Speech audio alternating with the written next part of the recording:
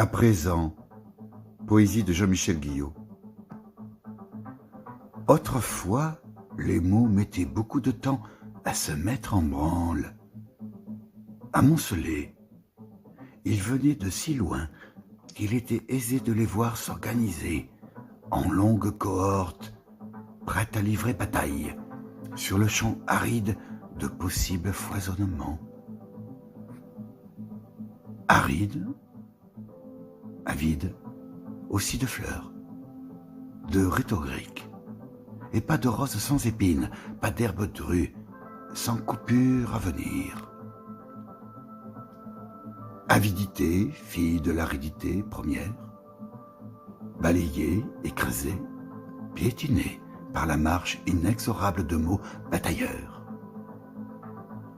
Jusqu'à l'éclat du multiple, jusqu'au foisonnement ordonné, fils du chaos initial, tout droit sorti des limbes d'une bataille rangée d'abord, devenue bien vite une mêlée sanglante, proliférante. Autrefois, les mots lents à venir laissaient le temps de se préparer à les accueillir dans un souffle tourné vers l'intérieur de soi.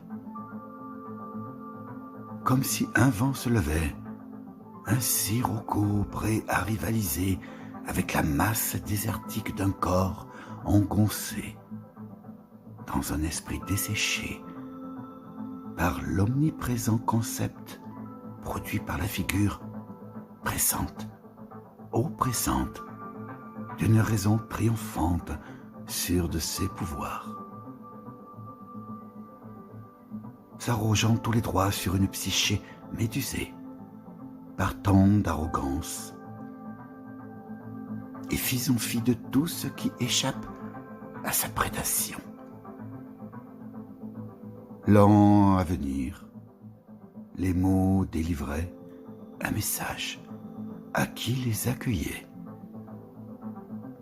Message de bienvenue, invitation à séjourner auprès d'eux, en une oasis bien ordonnée, eau vive, à foison, bien partagée entre les divers habitants des lieux. Sous quelle pression intérieure ou extérieure les mots se mirent-ils donc à s'agiter, à piaffer, tels des chevaux fous, à l'horizon d'une conscience fiévreuse? Il fallait écrire vite, écrire en rafale, transcrire ces rafales de sens pour n'en rien laisser perdre. Chevaux lancés au galop perdus de vue dans la poussière, soulevés par leurs sabots furieux.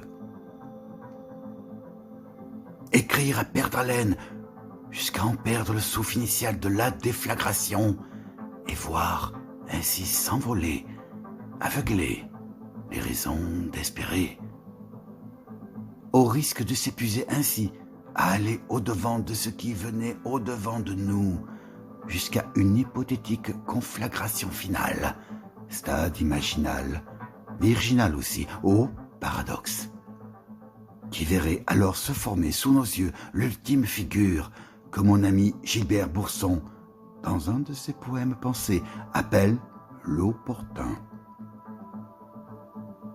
Figure ultime, synonyme de repos éternel, de stase bienvenue, après une hypothétique et paisible osmose.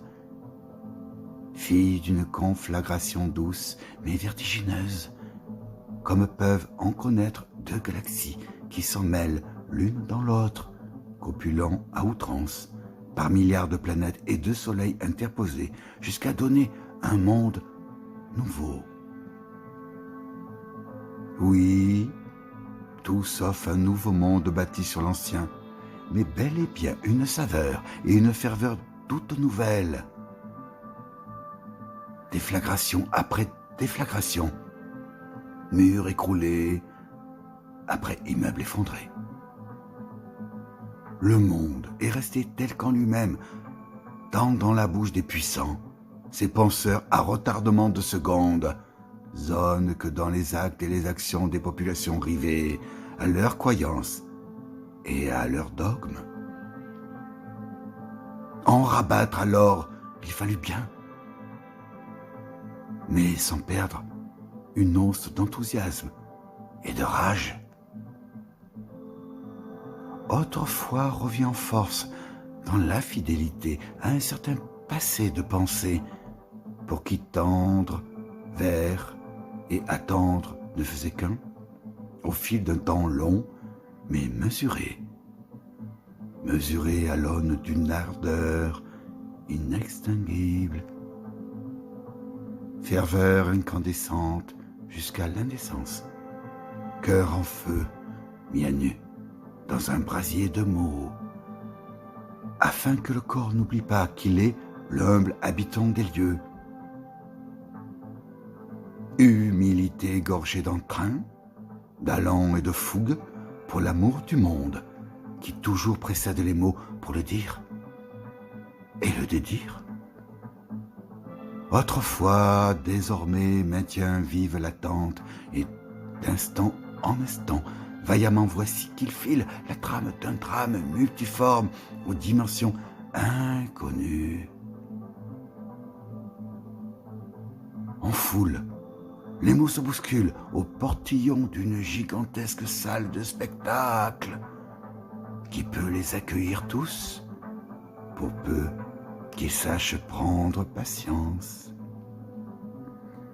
Ni arène de cirque, ni théâtre antique, nulle part errant, partout séjournant.